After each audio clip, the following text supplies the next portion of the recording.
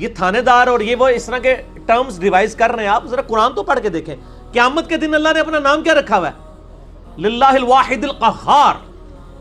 لمن الملک اليوم للہ الواحد القہار. آج کے دن کس کی بادشاہت ہے؟ اس اکیلے قہار کی جو سب پہ چھایا ہوا ہے. سورۃ المومن میں آتی ہے آیت جسے سورہ غافر بھی کہتے ہیں.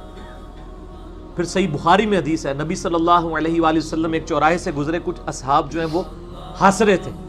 آپ رک گئے. آپ نے فرمایا جو کچھ میں جانتا ہوں نا تم جانتے ہوتے تو بہت کم ہنستے, زیادہ روتے.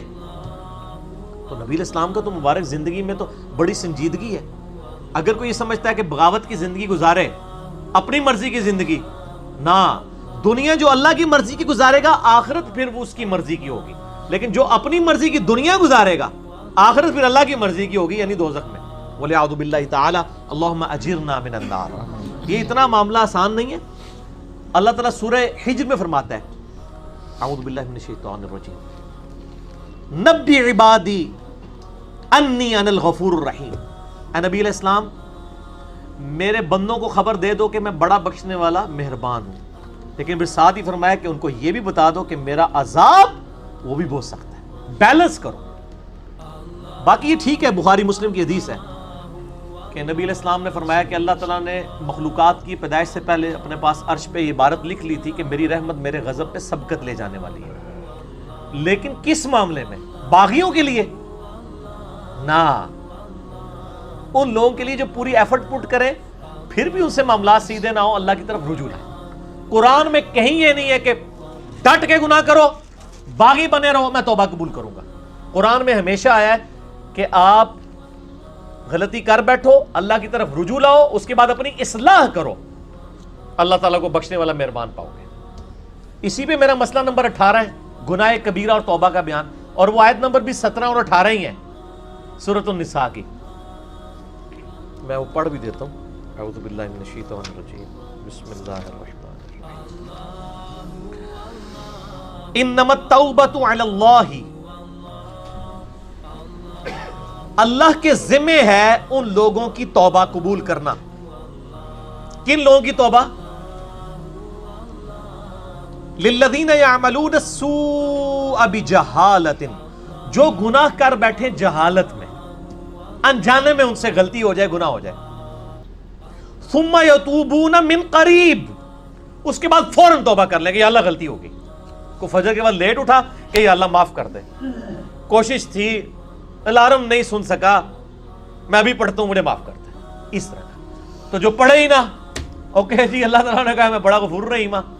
پورے قرآن میں میرا چیلنج ہے, طارق جمیل صاحب کو بھی میں ان کی بڑی عزت کرتا ہوں, بلکہ سب سے زیادہ میں ہی نے ان کا دفاع کیا ہے جب ان کے خلاف ناسبیوں نے بھونکنا شروع کیا ہے. میں ان سے بڑی محبت کرتا ہوں, میں ایسٹ سمجھتا ہوں امت کے لیے. لیکن میں طارق جمیل صاحب سے پوچھتا ہوں پورے قرآن میں کہاں لکھا ہے کہ باغی رہو تو میں معاف کروں گا؟ قرآن تو کہہ رہا ہے اللہ کے ذمہ ان لوگوں کی توبہ کا قبول کرنا ہے جو جہالت میں گناہ کر بیٹھے.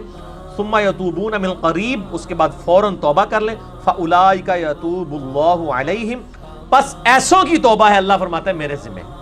وکان اللہ علیما حکیما, اور اللہ تعالیٰ علم والا اور حکمت والا ہے. علم ہے اس کے پاس لیکن اس کی حکمت ہے, ڈیل دیتا ہے کہ چلو توبہ کر لیں گے. اور اگلی آیت وَلَيْسَتِ التَّوْبَةُ, اور اس کی تو کوئی توبہ قبول نہیں ہوگی. یہ میں نہیں کہہ رہا ہوں طاہر جمیل صاحب, یہ اللہ کہہ رہا ہے. لِلَّذِينَ يَعْمَلُونَ السَّيِّئَاتِ, جو کہ گناہ کرتا ہے, حَتَّى إِذَا حَضَرَ أَحَدَهُمُ الْمَوْتِ, یہاں تک کہ جب اس کی موت کا وقت آ جاتا ہے, قَالَ إِنِّي تُبْتُ الْآن, وہ کہتا ہے یا اللہ میں اب توبہ کرتا ہوں. وَلَلَّذِينَ يَمُوتُونَ وَهُمْ كُفَّارٌ, اور نہ ہی ان کی توبہ قبول ہوگی جو کفر کی حالت میں مرے. یعنی وہ پہلے مسلمانوں کا ذکر ہو رہا ہے, کافروں کو اللہ نے الگ کر دیا ہے. یعنی ایسے مسلمان جو موت کے وقت توبہ کریں ان کی بھی توبہ قبول نہیں اور کافروں کی بھی. اولئک اعتدنا لهم عذابا الیما, ایسے لوگوں کے لیے ہم نے دردناک عذاب تیار کر رکھا ہے. اللہم اجرنا من النار, اللہم اجرنا من النار, اللہم اجرنا من النار. اللہم من احییتہ منا فاحیہ علی الاسلام ومن توفیتہ منا فتوفہ علی الایمان. تو یہ تو دیکھ لیں, یہ تو قرآن کی ڈاکٹرائن ہے. آپ اس کو تھانے داری والی معاملہ کہہ رہے ہیں اور یہ کر رہے ہیں. باقی ٹھیک ہے کہ اگر ایک بندہ گناہگار ہے آپ اس کو یہ کہیں کہ توبہ کر کے اللہ کی طرف آؤ. وہ 99 قتل والا واقعہ بھی ہے نا بخاری مسلم میں, ہم نہیں کہہ رہے مایوسی پیدا کریں، لیکن ہم کہہ رہے ہیں خام خواہ لوگوں کو امیدیں بھی نہ دلائیں. اور جو سیدنا علی کا قول ہے کہ انسان سویا ہوا ہے، جیسے ہی مرے گا جاگ اٹھے گا، اوہ یہ کیا ہو گیا، اینا نہ ہو جائے، کام نہ پا دے. ڈرانے میں ہی عافیت ہے نا. اور آپ کا ڈر کا غلبہ ہی ہوگا تو تب آپ گناہوں سے بچیں گے، صرف خوشخبریوں سے نہیں بچیں گے. ٹھیک ہے، میں آپ سے کہتا ہوں اگر دنیا میں یہ آفر کی جائے اللہ کی طرف سے کہ جو مرضی یاشی کرو، عذاب کوئی نہیں ہوگا لیکن جنت نہیں ملے گی، سارے کہنے کے جنت ہی کئی لوڑ آتی ہے، جنت بنا لینا. پریکٹیکل چیک کر لیں.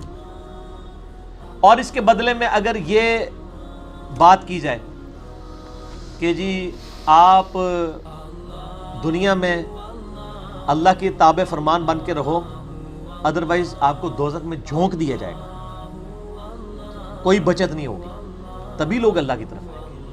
آپ اگر یہ بھی لالچ لوگوں کو دیں کہ نیک عمال کرو گے تو جنت ملے گی، برے عمال کرو گے تو کچھ نہیں ہوگا، کوئی نہیں کرے گا جب تک آپ ڈر نہیں. اور یہ نیک بندوں کی اللہ نے نشانی بتائی ہے، وہ دعا کرتے ہیں ربنا اصرف عنا عذاب جہنم ان عذابها کان غراما. سورۃ الفرقان میں جو مسئلہ 120 ہے، اہل ایمان کی 12 خصوصیات، میں نے پورا لیکچر ریکارڈ کروایا. ایک خصوصیت یہ کہ وہ دعا کرتے ہیں اے اللہ ہم سے دوزخ کا عذاب پھیر دے، وہ تو ہمارے گلے کا پھندا بن چکا ہے، لٹکتی تلوار ہے. اہل ایمان تو ہر وقت ڈرتے رہتے ہیں. اللہم اجرنی من النار کیوں وظیفہ تعلیم کیا گیا ہے. جامعہ ترمذی میں حدیث ہے سیدنا عثمان جن کو 3 دفعہ جنت کی بشارت ملی ہے، جب قبرستان جاتے تھے اتنا روتے تھے کہ داڑھی آنسوؤں سے تر ہو جاتی تھی. لوگ کہتے تھے یہ کیا؟ تو انہوں نے کہا میں نے نبی علیہ السلام سے خود سنا ہے کہ قبر آخرت کی منزلوں میں سے پہلی منزل ہے، جس کی یہ منزل کامیاب ہوئی اس کی اگلی آسان ہوتی چلی جائے گی، اور جو اس میں پھنس گیا اس کی اگلی مشکل در مشکل ہوگی.